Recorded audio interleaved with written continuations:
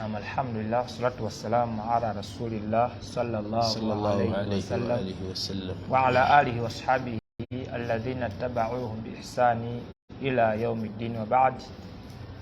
Baganda fa bebeyi silamba naffe banyi naffe wamuni baganda baffe tusaba Allah washitibwa tugoberera atabama mpeera suze kutenda Allah washitibwa jalla jalaluhu nitumusaba kusasalana emirembe abizira washitibwa nabbi Muhammad sallallahu alayhi wasallam biidhnillah manya nedobozi Sharifu Muhammad Nagwere Abubasam boli yawo lunaku lwa mukaaga era ne mukadde waffe Sheikh Abbas Bayisenkuba mukulu gwa fugo gwa Rawda Islam Media Uganda kubeera nga ddamu ebibuuzo byaffe tuba tumubuuziza biidhnillah era bakasanti omwalimu mu studio mwali era nga agenda kubeera nga ddamu ebibuuzo byaffe tubabuuza okubeera nga tufuna ansa entuufu biidhnillah mukirize insha Allah taala seeka abantu b'okusalamu amanye nti mu studio mwali biidhnillah.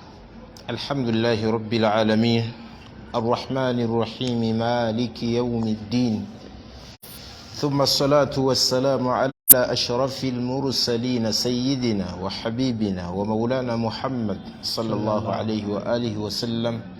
أما بعد أبولي زبا روضة إسلام ميديا نيمك تجفي تبابوزا كنت السلام عليكم ورحمة الله وبركاته.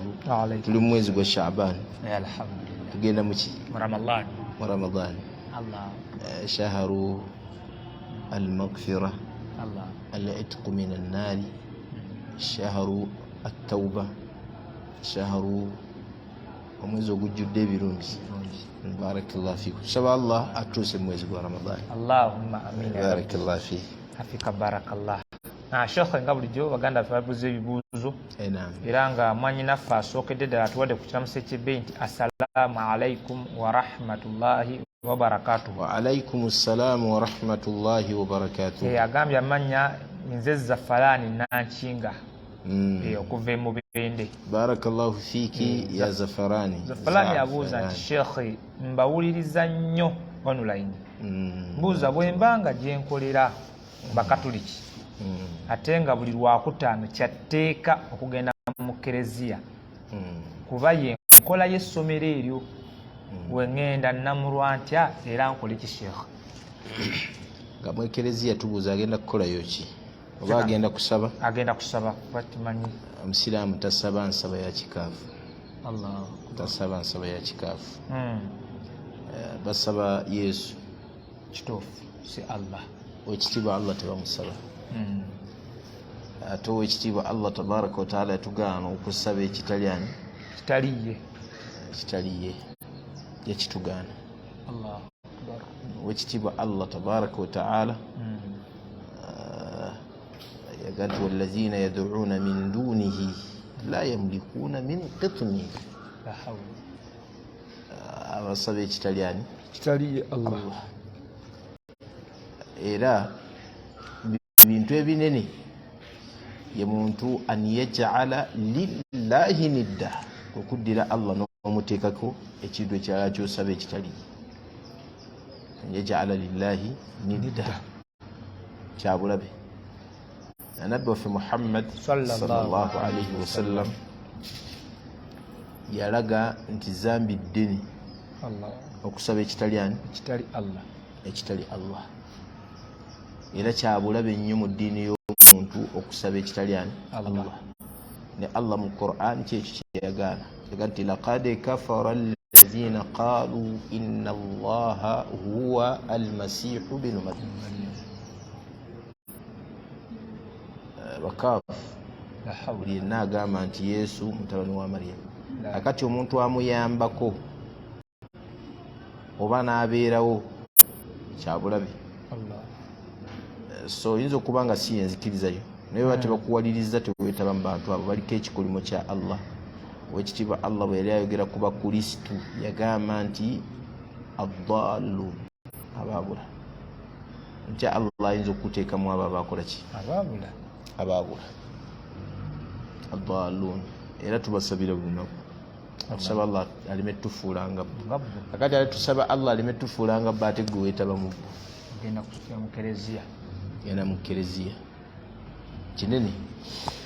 Ala kulli togenda nga mu kereziya okusaba bwe guba nga mulimu gukuwaliriza kukola ekyo kusinza kitali Allah tabaraka wa ta'ala, tukugamba nti kyalibadde ekituufu agute kuba kimanyi gwe mulimu asabe Allah amuwa omulimu omulala eyamufunira guno asobola omufunira omulala insha Allah ta'ala. Bate bakukkiriza kukola nga togenze mu kyaki paka kyateeka teza nti waganira agenda afuna omulala. Wekitiibwa Allah ensi yenene, inna allazina tawaffahum almalaika zalimi anfusihim qalu fima kuntum, abantu bonna bamalayika be bajjulula nga beeryazaamaanya ali mu mbeera eyo tafaayo kutunulako walala. Qalu fima kuntum, bababuuza mmwe muwaavu fima kuntum obaddewa. Qalu kunna mustad'afina fil ard, baga nti ffe tubadde twanafuizibwa mu nsi tukola wabakaafu batwala ne mu kyaki tusaba. Allah agamba ati bamalayika bamuddamu qalu alam takun ardullahi wasi'a, bamubuuza ensi ya Allah tebadde ngazi fatuhajiru fiha, ogendeko ewalala osabe ku mirimu emirala gitali mu kunyigirizibwa kutuuka ku ekyo. So tusaba Allah ataasa embeera eyo. Allah ataasa embeera eyo. Barakallahu fikum. Barakallah. Sheikh manyi naffe nduza amagezi g'omuwadde kunoonya mulimu singa abajja muggulira we walala. Allah ajja muggulira we walala inshallah. So Allah ekitiibwa mubeererewo. Amin. Sheikh mwanyi naffe omulala ayitibwa Janati. Janati agamba nti asotuwa kukiramuso nti assalamu alaikum wa rahmatullahi wa barakatuhu. Wa alaikum assalamu wa rahmatullahi wa barakatuhu ya Janati. Asinzidde Saudi Arabia ekibuuzo kye nga Sheikh ddala kituufu Rasulu sallallahu alaihi wasallam yatugaana okwambala stokisi eziriko ebituli akumanya kituufu amasaala ga sokisi eziriko ebituli kisinziira bwe kaba nga akatuli katonotono kali khafiifu teriyo kigaana zambala. Tetusuubira nti basahaba bannabbi bonna baali bagagga nga teri ayina khuffe taliiko kituli kituufu ekisuubika ekisuubika. Naye tutafunayo yadde qawulu n'emu nabbi okugamba abantu nti ebyo temuzambalanga ezo yadde ntono. Nze tekinyumira okwambala ez'ebituli naye sobola kulowooza nti abantu bonna babeera baki tufunira kusaalira. Basahaba babuuza nabbi Muhammad sallallahu alaihi wasallam kati baka wa Allah ayusallu ahaduna fi thawbin wahid, omu muffe asobola okusaalira mu ngoye bbiri. Engoye bbiri zetutegeezaamu ng'alina olugoye ng'alinamu n'olwomunda, nga bwe nyambadde ekkanzu eno nga ninamu n'empale munda. Engoye bbiri. Nabbi sallallahu alaihi wasallam n'awagati awali kullikum thawban, gwe mulowooza buli omu asobola okufuna engoye bbiri. Bwekityo bwe kyajja mu hadiisi awali kullikum thawban, gwe mulowooza buli omu asobola okufuna engoye bbiri. Allah n'addira shariya yaffe ng'eri samha. Eno shariya nnungi Allah yagituwanga eri laiqu likulli zamanin wa likulli makanin wa likulli ashkhas. Shariya etambula n'abantu abaavu, abagagga, abanene, emirembe etambula nabo. Netugayidinga kino kikyamu, kino kituufu, kino mukikole, kino temukikola ki. Akati tekisoboka mu umma ya Nabbi Muhammad kubeera nga ffenna tuli kula eddembe eyambala sokisi ezitali mu bituli. Tekisoboka asula. Ibn Uthaymin kyovolaba yagamba nti ye tayinayo bujulizi nga buziyiza omuntu okusiiga sooko erimu ekituli. Tabuyina kawulu ye. Era yagamba kawulu yennyini gye ngambye nti tamanyiiyo nti Nabbi Muhammad abantu bonna be yali ayina. Era ekitabo kiyita Sharhul Mumti'. Ekitabo ekyo yannyonyola bingi. Ekitabo ekyokubiri yasharaha Bukhari ne Muslim. N'aleeta ebigambo byali bingi. N'asharaha ne Umdatul Ahkam Ibn Uthaymin. Naye mu fiqihi we yagamba nti atugamba nti sooka ekituli terimu, agambye omuntu oyo abeerako n'ekikyamu. Kuba community ya Nabbi Muhammad tesobola kubulwamu y'abasahaba be wali omanyi nga n'engoye za keke n'engatta omuntu okugifuna nti bo bonna baali ku level emu nga buli omu khufuza ayina tekuliika ayina erina damage kale ne wabeera nga tagiina era zimala ne zifuna ebituli kati tekisoboka kubeera nga embeera eyo yaliwo nabbi n'atagiraba nakati temusiiganga ezitaliiko biki temwambalanga ezitaliimu erimu ebituli. So barakallahu fiikum jazakumullah. Seka mu kkubo lyerimu waawo omuntu ayinza okubuuza nti seka wano busitokisi naye waliwo ekituli ekiyitirira yaki ng'omusajja okiraba eno wansi yonna yonna baalyayo eyo tebagisiiga bagisiiga wabula okujambala tetumugaana ajambale ne kasera kawuzu analebigere waliwo omusiraamu omuntu wamugwako mu kyalo eyo kati ono oba yaki yayambadde salla atusaasire Allahumma amina naye nga mubutuufu atayambadde yasinga singa okwambala eyo ate waliwo abantu abamu nga kivve kwambala sooka ekituli kivve wabula obusiraamu bwo bwatunulira levuzi zonna. Barakallahu fika seka abantu bagazize mu kuba obusitokisi obuli buno ankosooko nga tekabika bukongovule seka tebagisiiga bajambala ne tebagisiiga kasebeera waggulu obuki wansi w'obukongovule tetugisiiga era kubeera nga ebikka ki obukongovule. Barakallah shekhe muganda ffe abuuza mutala rasulu bamulanze eki nakaseke wakyato kalagala Allah n'omubaka we basomesa batya ku mizikiti ebiri mu kitundu ekimu okugeza nga wakati waagyo waliwo mitazi nga 100 era kikkirizibwa okusaalanga jjuma nga tuzigabanya nti leero tuli mu taqwa enkya tuli mu guno bwe batyo bakkirizibwa seeka ekyali badde ekituufu atubajjawo kiima y'emizikiti ekyali badde ekituufu kwe kubeera nga buli kyalo kibeerako muki omuzikiti gumu kyalo ekyesudde naye olaba abantu kati olwaleero era kigambibwa nti kiri min alamaati saa bubonero bwa qiyama byegamba sallallahu alaihi wasallam la taqumu saatu hatta yatabaha nnaasu bilmasajid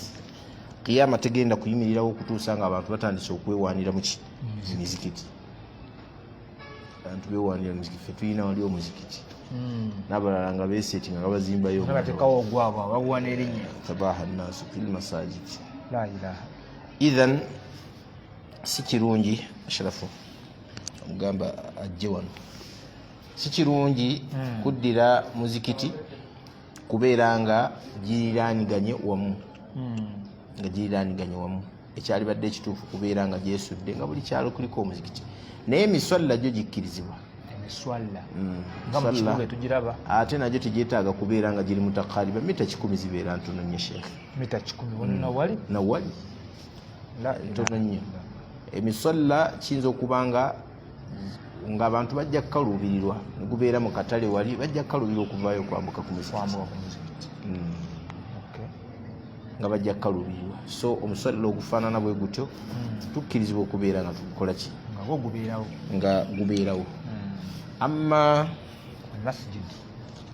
kyebayita omuzikiti ogwejjuma la tegwetaaga kubeera nga guteekebwa mu mbeera efaanaganye. Faddal. Naam Sheikh. Maga nti nze Jamila ndi mu Dubai. Ate ekyewuunyisa enzikiti egyo egimu gizimbirwa ku ngeri ya fitina. Mukituufu seeke gisinga. Baana bafuna fitina nga bafubutukamu bakola wali ekitebe kyabwe. Yanne erinnya n'olira nga lyeryo. Naye ogusimbiddwa ku fitina nabbi yatugaana n'okuguzaaliramu. La ilaha illallah. Kati la masjidu ussisa ala taqwa huwa ahaqqu an taquma fihi. La hawla. Kati la taqumu fihi abada. Oguteeseddwawo ku musingi gwa fitina. Togendangayo kusaalirayo. Naye omuzikiti ogwazimbirwa ku taqwa huwa ahaqqu an taquma fihi. Gwe gweteekaddwa okubeera nga tukola kusaalira. Era Allah yawaana abantu b'ekkuba n'aga nti fiihi rijaalu mulimu abasajja abaagala okwetukuza ate nga Allah ayagala abaki abeetukuza. Barakallah. Jazakumullah khairan. Faddal. sekage nti amanya Jamila ali Dubai.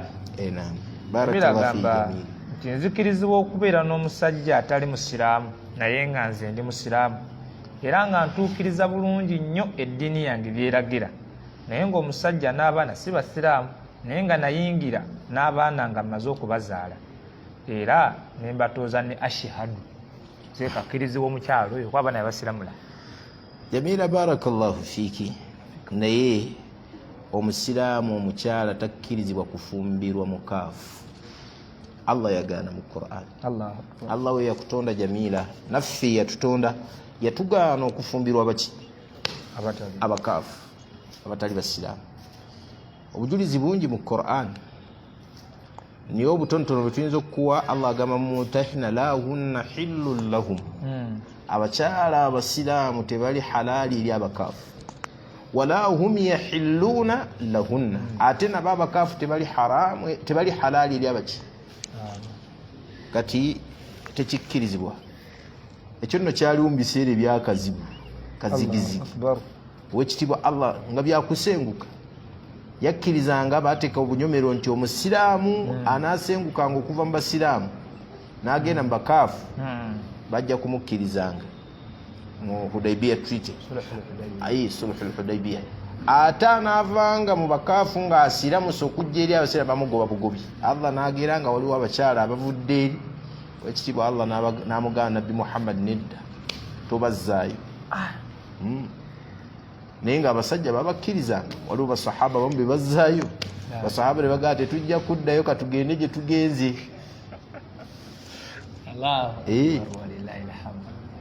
Naye olw'okubeera ekitiibwa ky'abakyala nti babadde eri banyigirizibwa, owekitiibwa Allah tabaraka wa ta'ala nassa aya eyo ng'alaga nti omukyala omusiraamu tabeeranga ku halaali eri omukaafu. La hunna hillun lahum, abakyala abasiraamu abakkiriza abamaze okusiramuka tebali halaali eri abakaafu, tebakkirizibwa kubafumbira. Wala hum yahilluna lahunna, n'abakaafu tebali halaali, tebakkirizibwa kuwasa baki bakkiriza basiraamu. Inshallah atukuumire ensa z'obusiraamu. Ebyo byetuliko byokubeeranga bantu basanga mu nsi yaffe eno musiraamu nga naye afumbiddwe omukaafu, abaana azaala babagabana. Allahu akbar, Allahu akbar, kyabulabe era nsaba Allah atusonyiwe. Tufu butamanya ddiini naye nsaba Allah atusonyiwe.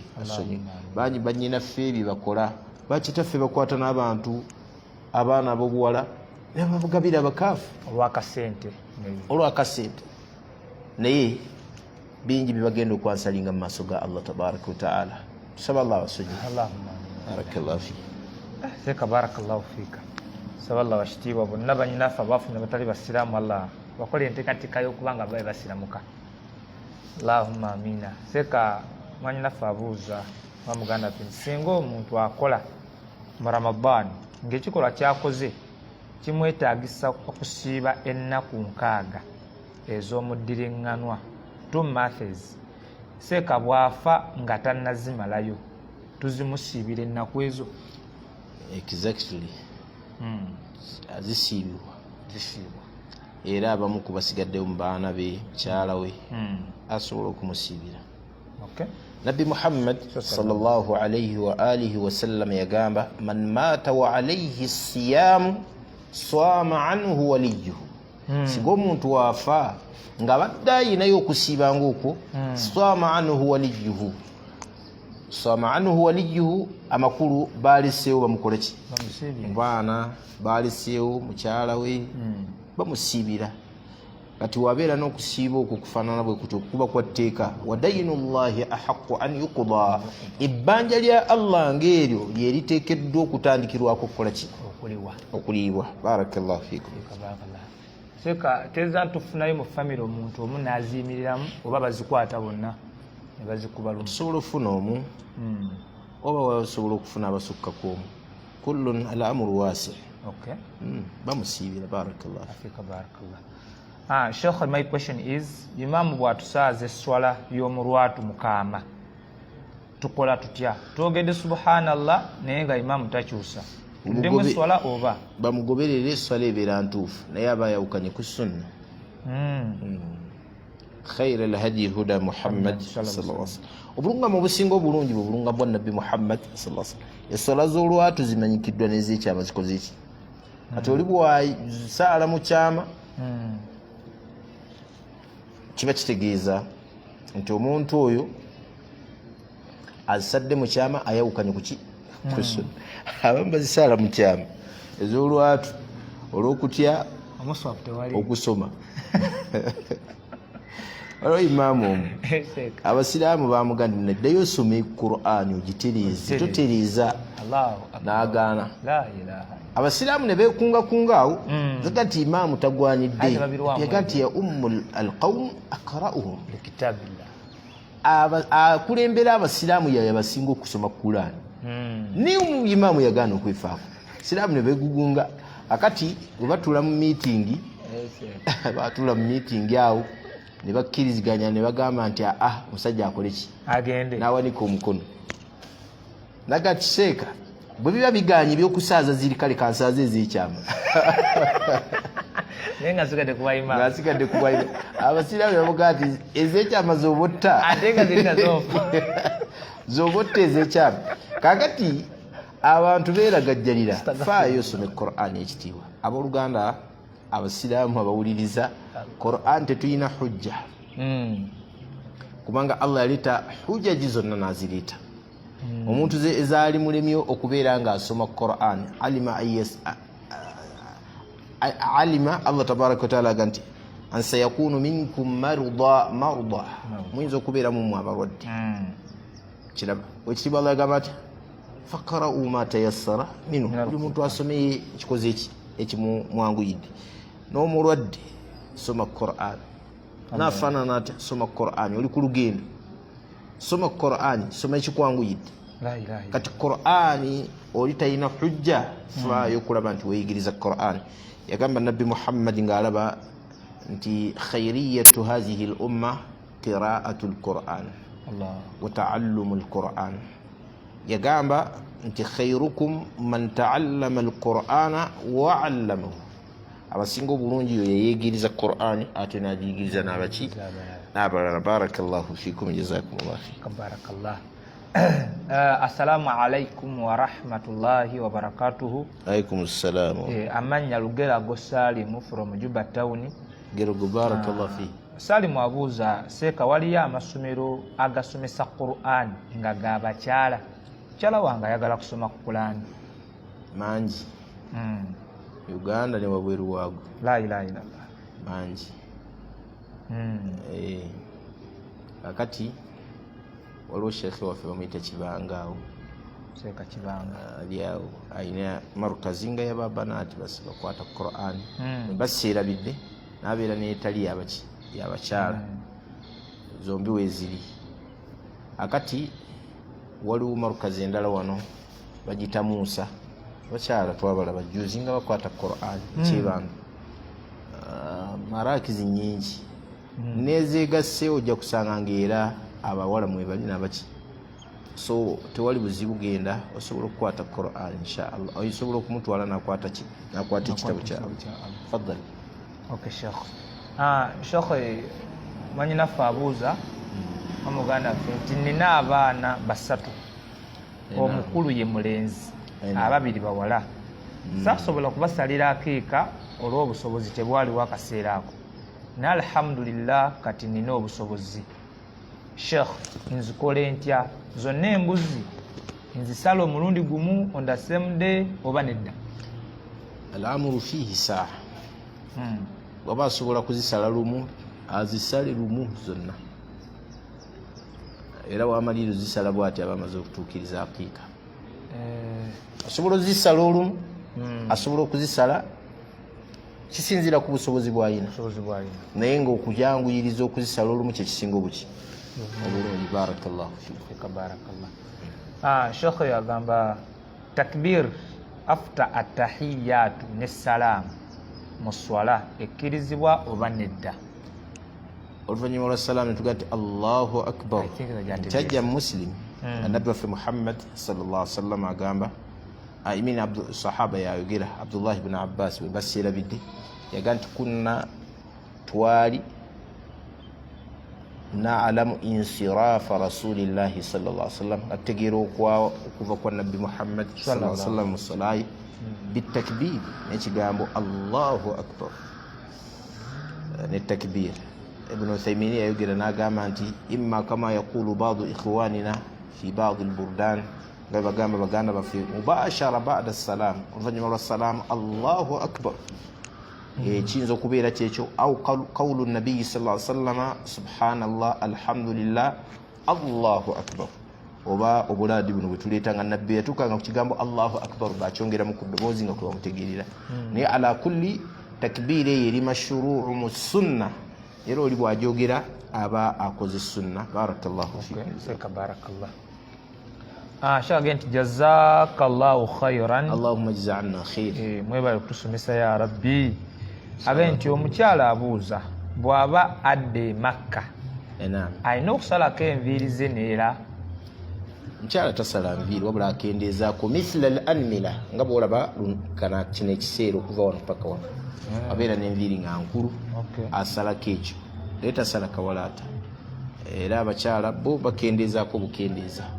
Katugamba tutya nti bwaddayo buli wokola umura oba hijja amateeka gamugamba omukyala naye akola bamukendeezaako. Saaluni zaabwe zibeerawo z'abakyala bokka bagenda nga bakendeezaako bw'ava mu mikolo egyo egya hijja n'egya umura. Barakallahu fiik. Shekh omukyala ali mu mbeera agamba mu Quran wala tahliku ru'usakum hatta yabiluga alhadi mahilla temugezangako okusala enviiri okutuusa nga ebisolo bimaze okukola ki amakulu nga muvudde mu tahallulu athani. Barakallahu fikum. Barakallah. Shekh omukyala ali mu mbeera ze periods akkirizibwa okukyala e Makka ne muzikiti ayingira ekawulo zekyo kyensomesa abantu era kyemmanyi nga kyekituufu ne muzikiti ayingira ne Qur'ani agisoma era nabbi sallallahu alaihi wasallam Aisha kyamugwako ekyo kiri fawqa taqati al-insan kiri waggulu w'obusobozi bw'omuntu above our capacity. Ekintu ekiri waggulu w'okusobozi bw'omuntu wekitiibwa Allah tabaraka wa taala yatabingi okujjako ebyo yagenda asongako.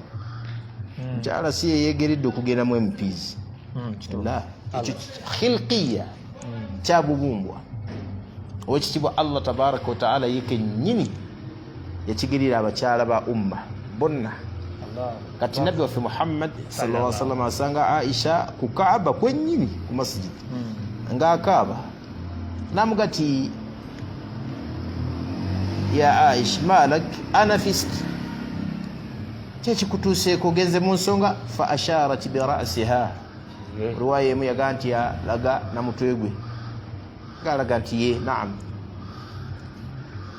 Nabbi namuga nti if'ali kulla shay tunulira ibari if'ali kulla shay kola buli kimu mu byetaagisa okukolera wano muli okusoma Qur'an mwe muli okukola obulaadi okukola ki illa tawaf okujjako okukola ki okwetolola Kaaba kubanga at-tawaafu bimathabati as-salah omuntu yetolola Kaaba abeera nga ali mu kusaala tesala tebagisalanga bakyala bannabbi ne basahaba nga bali mu nsonga Allah yagamba.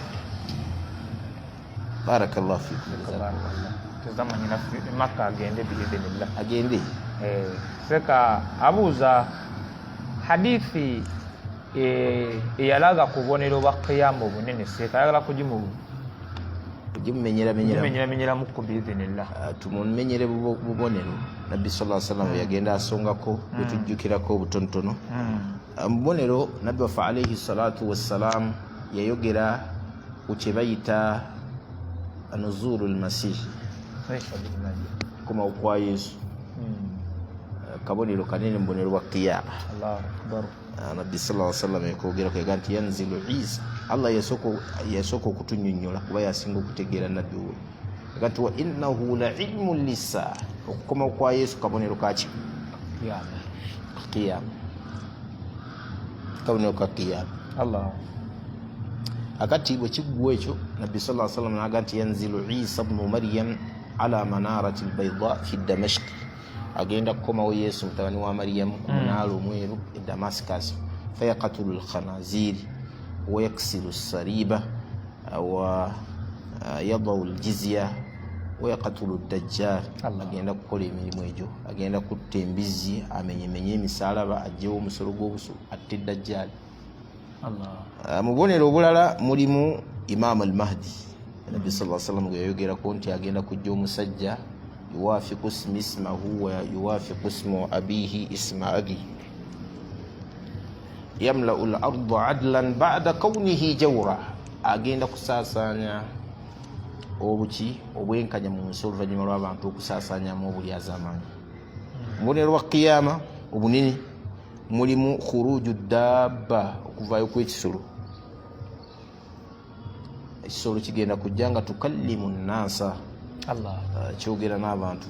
anna nnaasa bi ayatina la yuqinun, abantu tebakyakola ki, tebakyafaayo kukkiriza amateeka ga Allah tabaraka wa taala. Mu birala obubonero bwa qiyama mulimu yajuja wa majuja. Yajuja wa majuja bika bibiri by'abantu naye bamutawaana nnyo. Allah yabaggalira eyo, babayita yajuja ne majuja. Yajuja ne majuja Nabbi Muhammad sallallahu alaihi wasallam yaboogerako, ekitiibwa Allah yaboogerako mu Qur'an. Omusajja baali bamuyita Dhulqarnayn yabaggalira eyo, yagamba fa atba'a sababan hatta idha balagha bayna as-saddayn wajada min dunihima qauman la yakaduna yafqahuna qawla.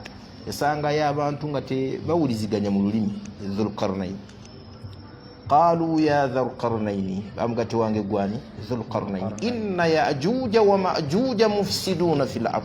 Tuyina ebika bibiri, ekimu bakiyita yajuja, ekirala bayita majuja. Mufsiduna fil ardi, bonoona mu nsi. Baga nti akasajja kali kakusangawo ne kakulya ne bukwekuŋŋaanyaako ne kakulya ne kakumalawo. Allahu akbar. Bulya emmere y'abantu ko kayigika mu buyisi tekafaayo, kalya butonde Allah butonde bulya yufsiduna fil ard. Fahal naj'alu laka kharuja ala an taj'al baynana wa baynahum sadda. La ilaha. Tukuweyo kasente oteekewo ejjigi. Qala ma makkanni fihi rabbi khayr. Ganti Allah ufuzi bwe yampa. Wali mbajjawo obujulizi obulaga nti omufuzi yalina okukola enguudo, yalina okutaasa abantu amagigi ngaawe, okukola ey'entindo, bikwatagana ne public service. Mufuzi abikwatemu. Makkanni fihi rabbi khayr fa'inuni biquwwa, naye community muyambako kuleba. Bajja ne bamuyambako kuleba. Batamuyambako kuleba basobola okubeera nga bakozesa emisolo ne bagiwa. Era waliwo obujulizi obulaga nti emisolo gikkirizibwa okugiwa. Ainuni biquwwa aj'al bainakum wa bainahum radama, tekewo ejjigi usigaleyo. Atuni zubara alhadidi, mumpe ebyuma. Yasaanuusa ebyuma, ye musajja mu nsi yonna ala wajhi al-ardi yasooka okukola concrete ng'ate asaanuusa byuma n'abigatta. Dhulqarnayn. So ebyo nabyo ebika ebibiri bigenda kujja, yajuja ne majuja. Era mu bunene bwa qiyama obunene wagenda kubeerawo khasfu, ettaka limira abantu. Khasfu ya miteeko esatu. Allahu akbar. Jaziratul Arabi olwegenda okubeera min al-maghribi ne min al-mashriqi, endala mu jaziratul Arabi genda emira baki abantu. Ako kabonero nako mubonero obunene. Wagenda kubeerawo omuliro, abamu bawali baga nti gwe gusembayo nga gugenda gukuŋŋaanya abantu kubatwala mu mahshar mu bbaliro. Sallallahu tusaasire ya rabbi. Barakallahu fikum, jazakumullahu khair. Waliwo ne bwe tuleseeyo obulala bungi naye bwe tusobodde okwogerako. Alhamdulillah.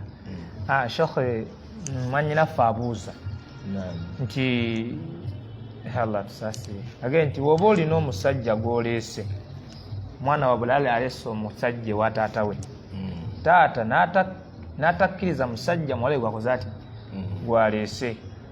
Omwana omuwala abuuza nti imaamu asobola okubawo obabo ne bavaawo, taata agaanye. Okusooka kwa byonna bazadde tetubawa advice, kuba si mwe mugenda ofumbirwa abaana.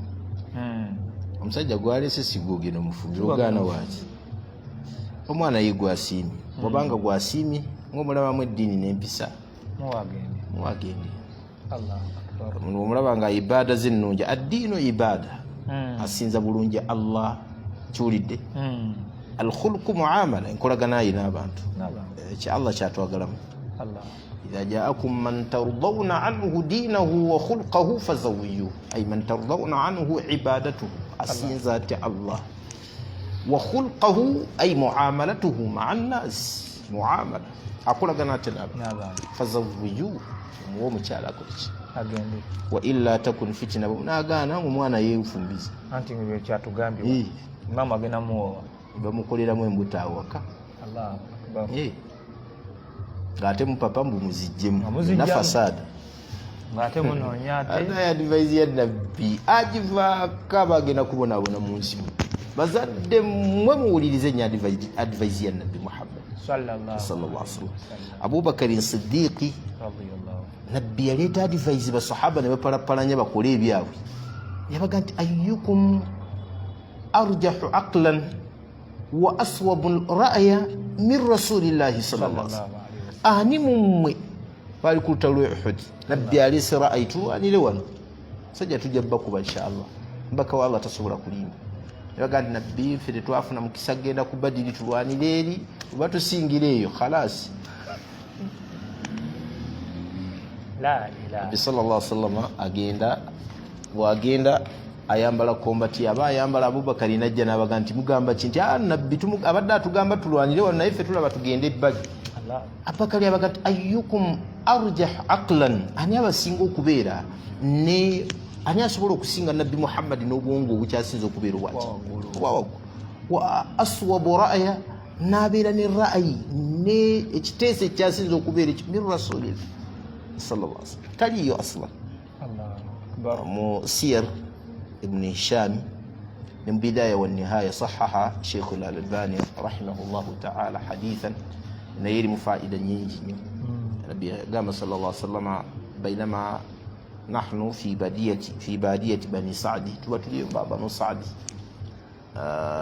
يقام نبي في محمد صلى الله عليه وسلم إذ جاءني رجلان نبي سجل بي riwaya inayoga nti malakani malaika babiri riwaya inayoga nti ijaani Jibrilu wa Mikala ajira Jibrilu nani na Mikala akati bubanzigira bagenda boogera ebigambo bingi nembi bamugerako bamumegga ne bamukolako naye Nabi sallallahu alaihi wasallam agamba nti faqala Jibrilu li Mikala Jibrilu nagamba Mikala zinuhu bi 10 min ummati mumpime n'abantu 10 mu ummayi qala Rasulullah sallallahu alaihi wasallam fawazanani farajahtu bihim nibampima nembasinga muntegeera mu maanyi muki faqala Jibrilu li Mikal Jibrilu nagamba Mikal zinuhu bi 100 min ummati mupime n'abantu 10 mu ummayi fawazanani nibampima farajahtu bihim nimbasinga faqala zinuhu bi 1000 mpime n'abantu 10 mu ummayi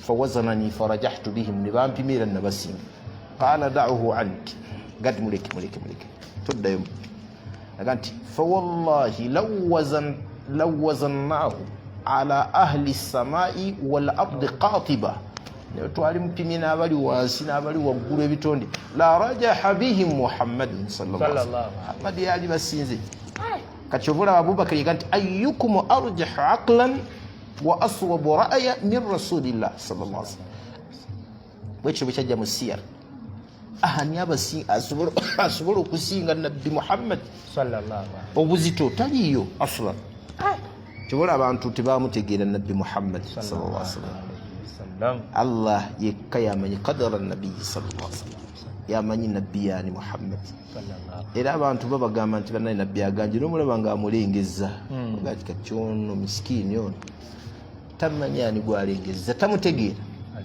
annabi sallallahu alaihi wasallam khairu khalqillahi kullihim yasinga ebitonde bya Allah byonna barakallahu fikum jazakumullah seka kati omwamagezi kimama bawowe tata anti yaganya imamu bwabaganye ko tata wabaganye tugenda ku next step genda wa qadhi n'owaaba omusango gwo nafunye omusajja ne taata tampa nsonga lwaki akuze lwaki amuganye ayinza okuba taata ye mutuufu omusajja si musiraamu obanga taata ayina asingako kwoyo bamuteekedeteekedde eriiso ly'omukulu awaddugala walaba so tugamba tutya bagenda ewa qadhi ne batunula mu nsonga z'omuwala bwe zibanga ensonga nnafu taata nga tumukaka omuwala afumbirwe bw'agaana olwaba takyayina mugaba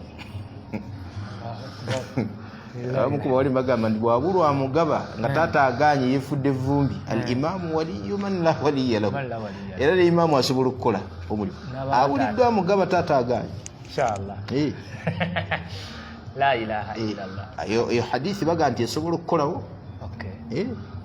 naye tumala kukola procedure zonna baimaamu baleme kweteeka mu bifo ebitali bya imaamu agaba ku last resort tetufunye amugabe abantu bamweganye tuli sebayinza okugiraawo n'awamba nze kaganyeganyemu awo gira la tumala kgenda netutunula mu nsonga taata ayinza okuba yalina ensonga entuufu kale barakallahu fikum shekhe musiramu waffe ono omutereze mbambi abuuziza kumanya agende nti abuuza asobola okukola bizinesi yazaala nga ludo puuru kasino naye nga ye nanyini kubikola naye tagenda bizanya ayagalamu kasente akkirizibwa banda bya firimu n'ebirala firimu ebyo miziki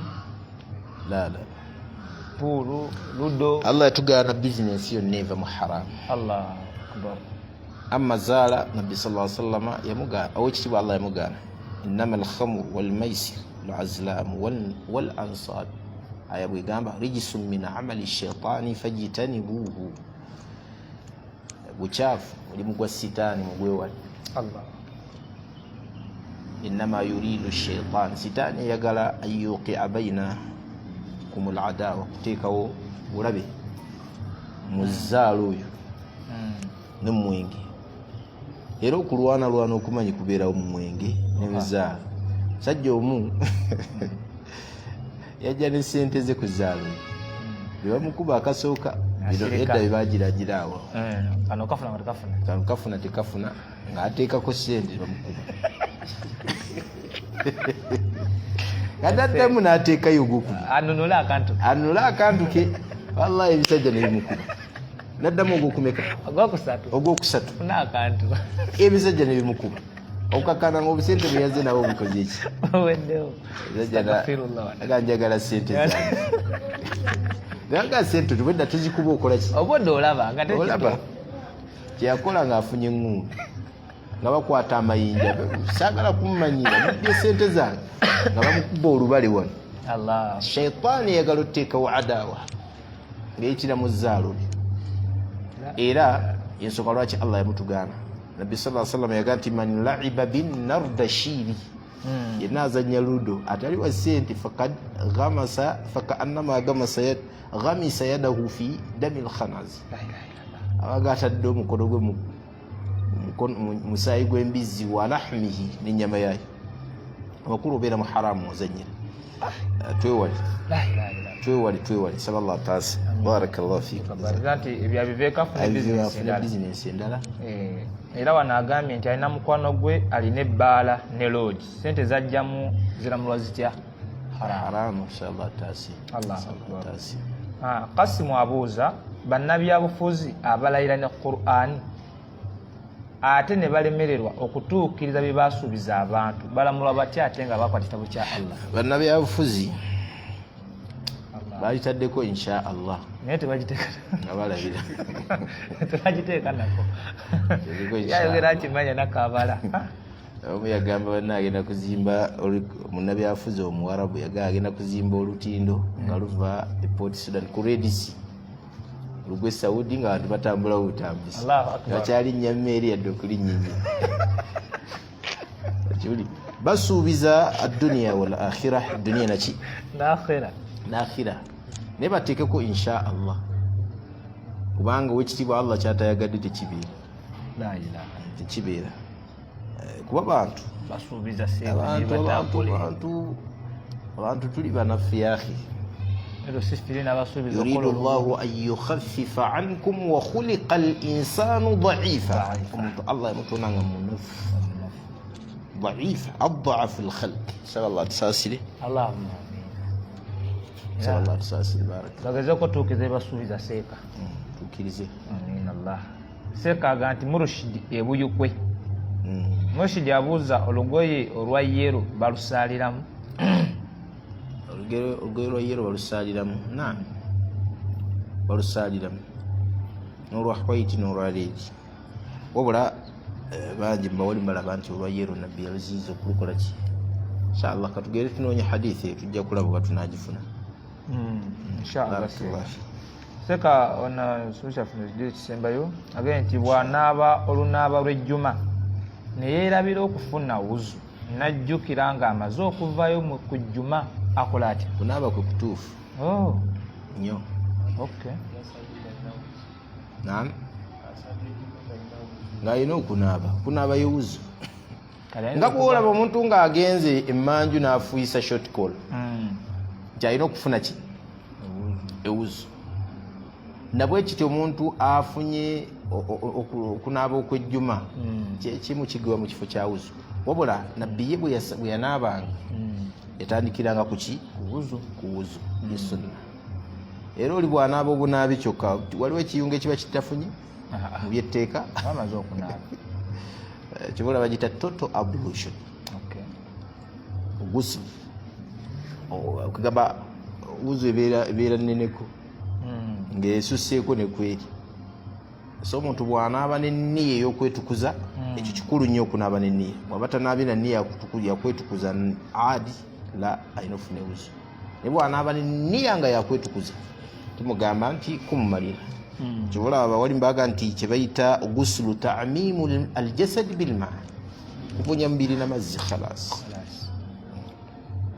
naye okugoberera procedure y'essunna wa khayra alhadi huda muhammad sallallahu alaihi wasallam waba tagigoberedde sala entuufu tubaseeka asoose wuzu ate okuba nti asooka jjo nekkono bawadde bafuna wuzu n'atandikirawo mutwe n'akuta omubiri kyasobola okutandikirawo bw'amalirizaawo n'ayiwa amazzi omubiri gwonna barakallahu fika shekhe di ekigambo subhanallah alhamdulillah allahu akbar agamba nti emirundi 99 n'ekikumi oba emirundi gye tubala nabbi sallallahu alaihi wasallam yaraga mu hadithi 33 kuli yagamba muwala we Fatima gamba subhanallah 33 asatu mwezi walhamdulillah 33 Allahu akbar 33 ekijja mu riwaya endala nga nabbi agamba nti kuli gamba subhanallah walhamd subhanallah 33 alhamdulillah 33 وثلاثين الله أكبر 40 أميني 34 ejibeeranga egyo gibedde ekikumi ate wala naga nti tugambye subhanallah 33 alhamdulillah 33 allahu akbar 33 kijulirize ekyo ekigambo kiga nti la ilaha illa allah wahdahu la sharika lah lahu almulku wa lahu alhamdu wa huwa ala kulli shay'in qadir byonna ebyo biriko obujulizi kyoba okoze ku byonna sunna shekhe manyi nafaga nti ebika bya adhan biri bimeka uganda fiwatibwa twabyogerako omulundi ogwayita tulaba okwaziina kw'abawalimu ab'enjawulo omuntu asobola okwogera okwaziina aga njaziina ya bulijjo nga nabbi we yagamba nti al adhanu ebeera shafru wal iqama witiri okwaziina tuga nti allahu akbar ebiri ate iqama ebeera yagutya yagumugumu so nga ate waliwo sahaba abdullah ibn abi hudhafa ye nabbi sallallahu alaihi wasallam emizigiriza nga yaziina allahu akbar ashhadu an la ilaha illa allah ashhadu an la ilaha illa allah أشهد أن محمد رسول الله أشهد أن محمد رسول الله أشهد أن لا إله إلا الله أشهد أن لا إله إلا الله أشهد أن محمد رسول الله أشهد أن محمد رسول الله hayya ala sala hayya ala sala enjazina gyeri waliyo enjazina endala twaziyigiriza emabega eyo nga tulabirako ddala hadithi z'owekitiibwa nabbi waffe Muhammad so barakallahu fikum jazakumullahu khair. Seka ekibuzo kisembayo biidhinillah muganda agamba nti baani abagenda okubeera mu kisiikirize kya Allah? Nabbi sallallahu alaihi wasallam yaboogera hadithi ntuufu yaga nti sab'atun yudhilluhum Allahu fi dhillihi yawma la dhilla illa dhilluhu. Abantu bamiteeko musanvu Allah agenda bateeka mu kisiikirize awatali kisiikirize okujjako ekya Allah kyagenda okuteekawo nakulu. Ayogera ku imamun adil kulembeza omuki omwenkanya n'ayogera ne ushabun nasha'a fi ibadatillah bubuka yawangalira kusinzani kusinza Allah n'ayogera ku musajja anfaqat yaminuhu yawayo nejjowe wala mtaarifu shimaru ma anfaqa yaminuhu kono n'atategeera byo byakoze iki amakulu yakweka. N'ayogera ku mukyala yayitibwa musajja omusajja yayitibwa omukyala zu mansabin wa jamali ayina ekitiibwa neki n'obulungi n'amugamba nti inni akhafu Allah nze ntya Allah. N'ayogera ku musajja nga yagalana ne muganda we kulwa Allah era ne baawukana kulwa Allah. N'ayogera ku musajja oba omukyala n'ayogera ku musajja ng'omutima gwe muallaq fil masjid nga gwenyweza ku muzikiti bw'afulumamu n'agenda gusigala gye guli paka bw'akomawo ku sola endala. N'ayogera ku musajja oba omukyala ng'eriiso lye lyavaamu ezziga kulwa Allah tabaraka wa ta'ala. Abo babayita as-sab'atu yudhilluhum Allahu fi dhillihi yawma la dhilla illa dhilluhu. Aba babale inshallah bebo binyini fika bebo. Shekha mufunze programu yaffe Allah tusobozesa okuba nga tutuusa ku nkomerero era saba Allah byonna byotubuulidde kiza seruwo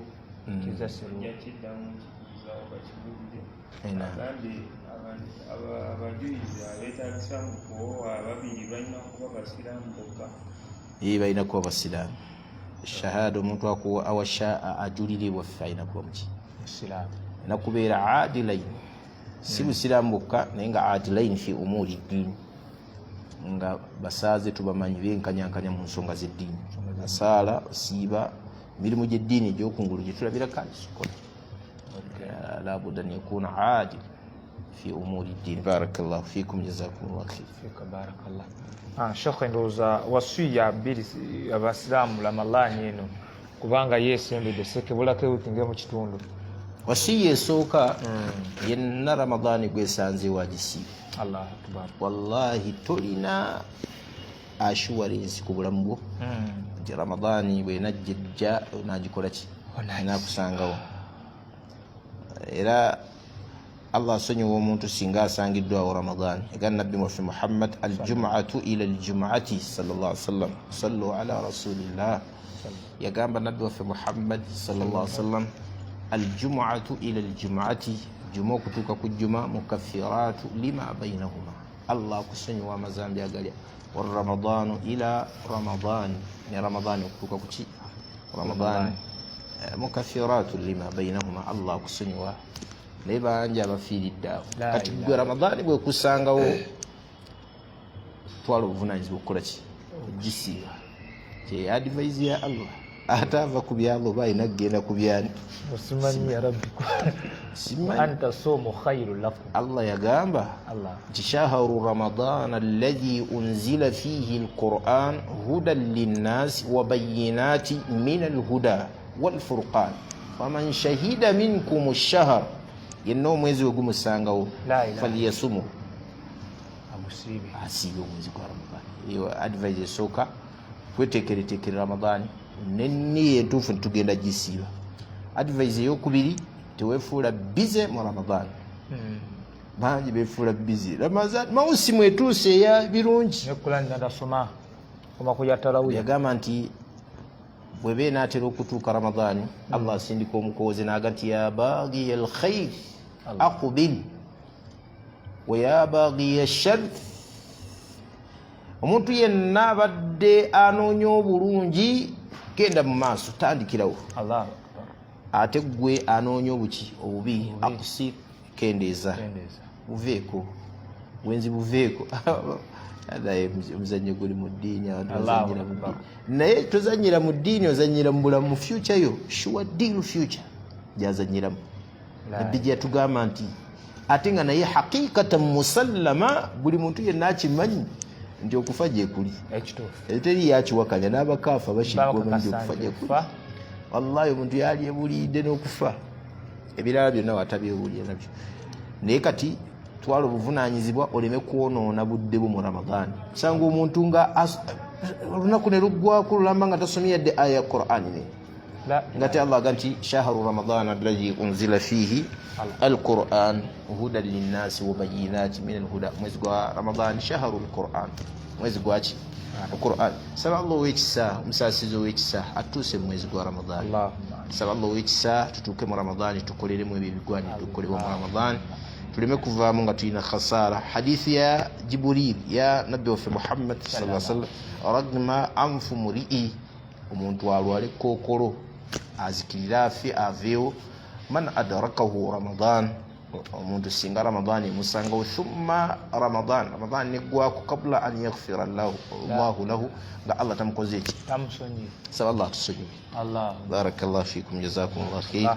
Twebaza abazadde baffe abamukono Islamic, mwebale nnyo, abali Huda Junior School, abatarubiya tubebaza, barakallahu fikum. Abantu b'entawaawo twatandisewo essomero baliyita Mukono Islamic Primary School, essomero pya lyatandisaawo insha allahu taala.